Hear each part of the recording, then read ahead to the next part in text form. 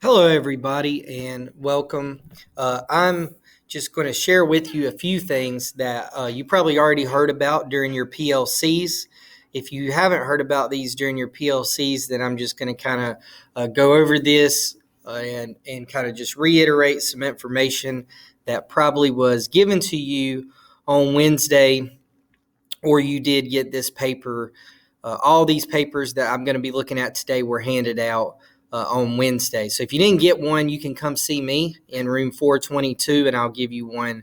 And all of this is in hopes to make the process easier, smoother, and to better serve our students.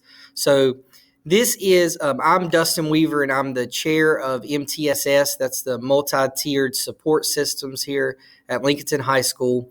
And this week we had our first meeting and went through some things that we think are going to be beneficial for you as a teacher, for parents, for students, and for everybody here at Lincolnton High School. So I just want to go over some of those things with you. First of all, teacher attendance procedures. And attendance has looked a little differently this year because we have students in various cohorts.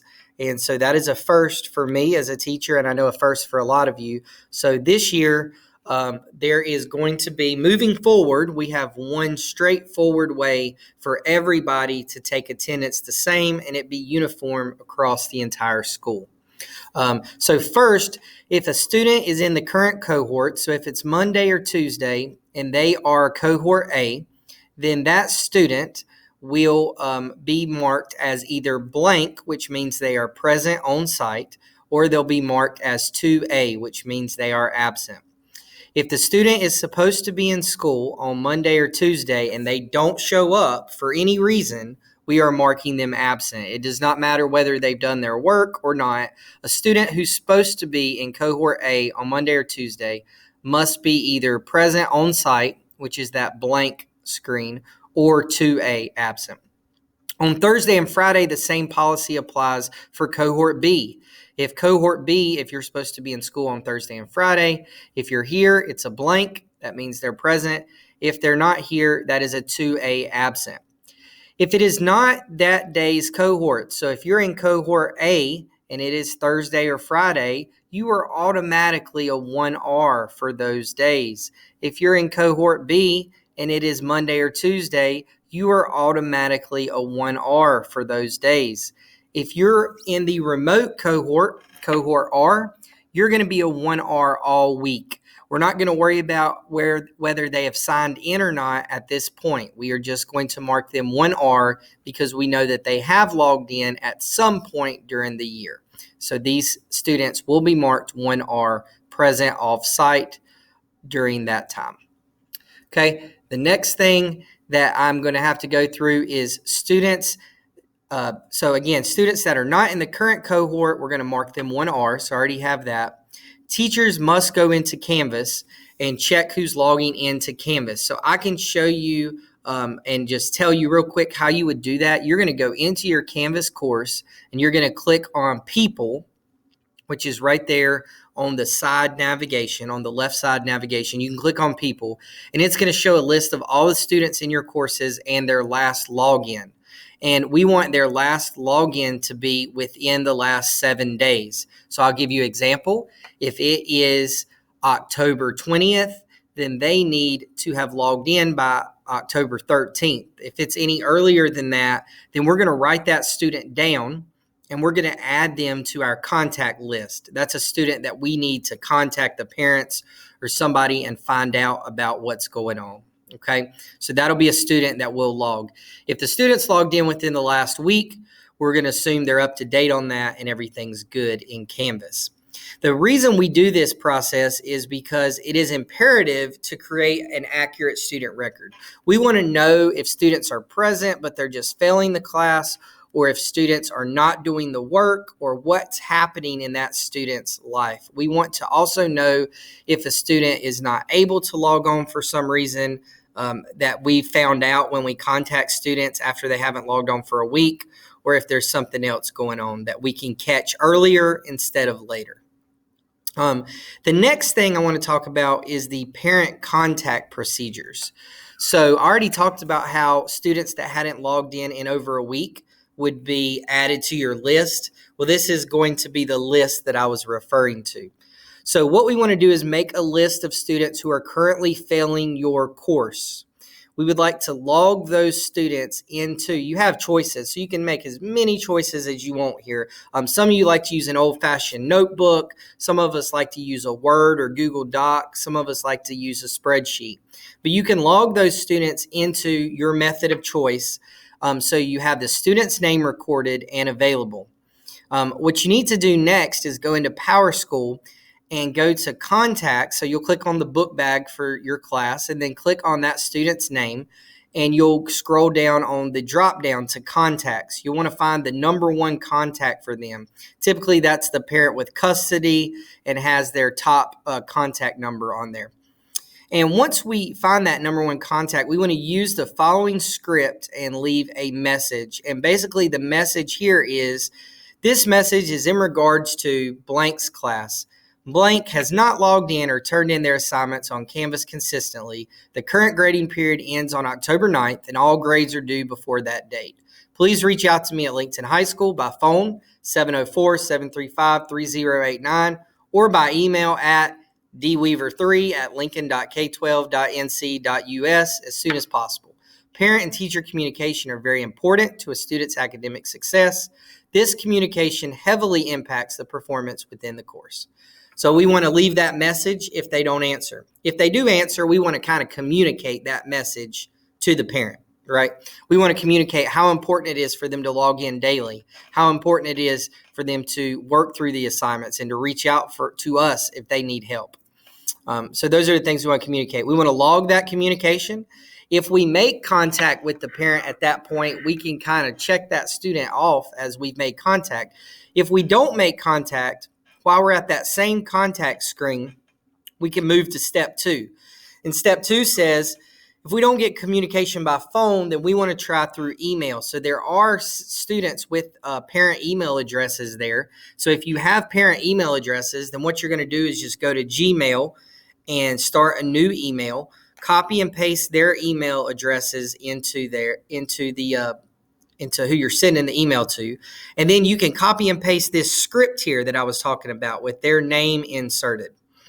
And what you would do is then just send that email out. You can also copy the student on that email. And if there are no parent emails available, then just send the email to the student, just so we get an email sent out letting them know that they are that we're concerned.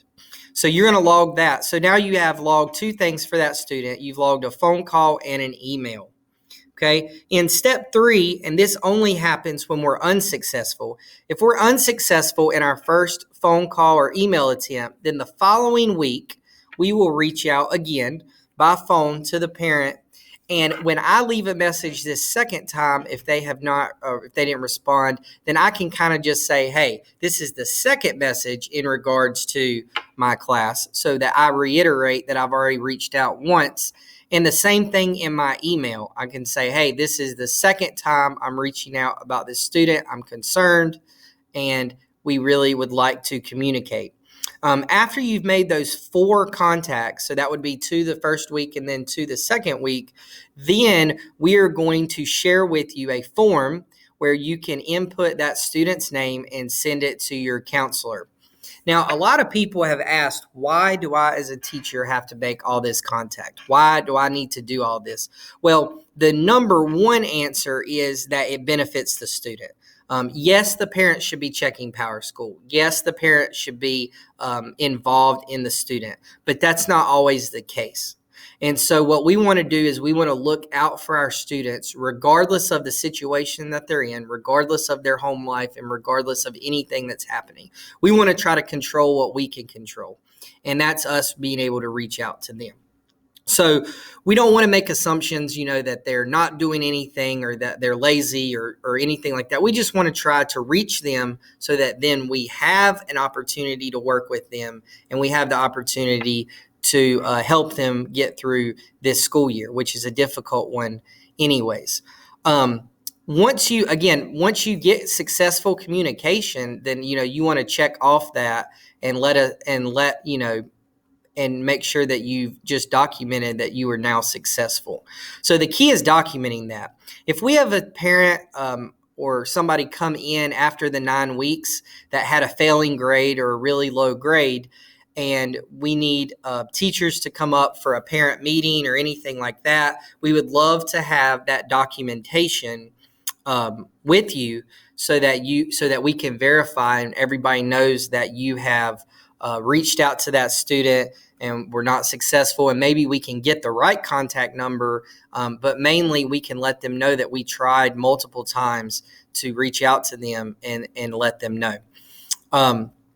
But that is going to be our policy kind of going forward, is that we want to reach out to these failing students. Hopefully, the more we get, then the next 9 weeks, hopefully that will be less students that we have to reach out to, because hopefully we're going to reach these students who are struggling in our contacts, and we're going to help them along the way. And then the next time there won't be as many contacts that have to be made. So that's our goal as we go through this process. So I know there may be a lot of questions and concerns. If you have any, feel free to reach out to me with MTSS. Feel free to reach out to Mr. Clark or Ms. Hovis in administration as well as we go through all of these new changes throughout this school year. I do want to mention that there are a few other things you can use. Google Voice, if you're interested in using that. A lot of parents would like to communicate through text, but you don't want to give them your phone number. So Google Voice is an option if you find out that parent communicates through text the best way. That's an option also that we can use for our students. So we want to roll this out in the next 2 weeks.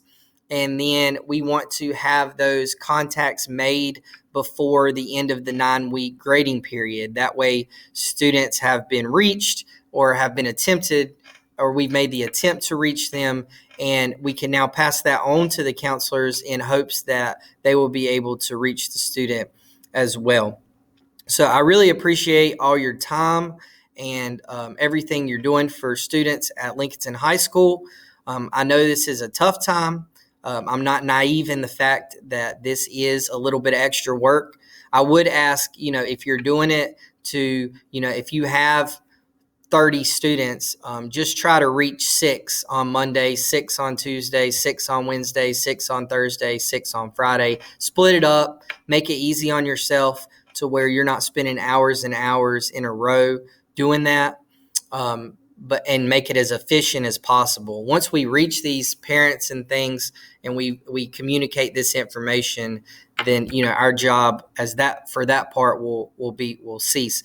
What we also want to do in our classes is one other thing we want to communicate is in classes, the first 45 minutes or the first half of class is typically instruction, where the student is getting the instruction either from a video that's recorded or live instruction from the teacher. So you also, one option is to record yourself instructing the students in class and then upload that to Canvas for those who are not in class that day.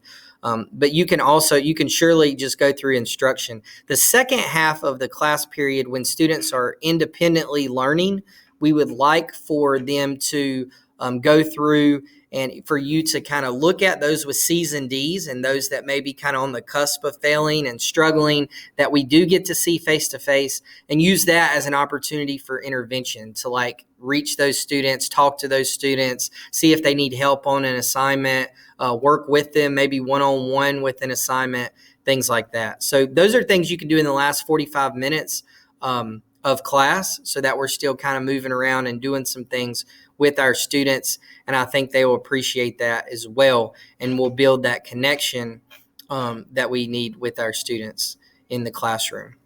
So thank you guys for listening again.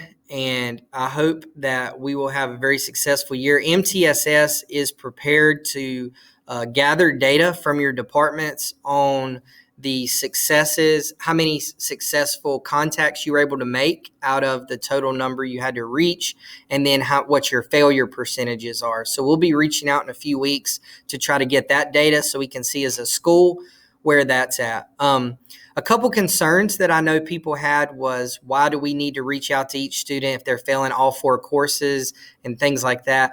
Well, your course is specific to you, and you know the most about your course. So if my child is failing math, I want to speak to that math teacher, because they know what that child needs to do to make up the work for that course, or how it's going to run. When should they be logging in?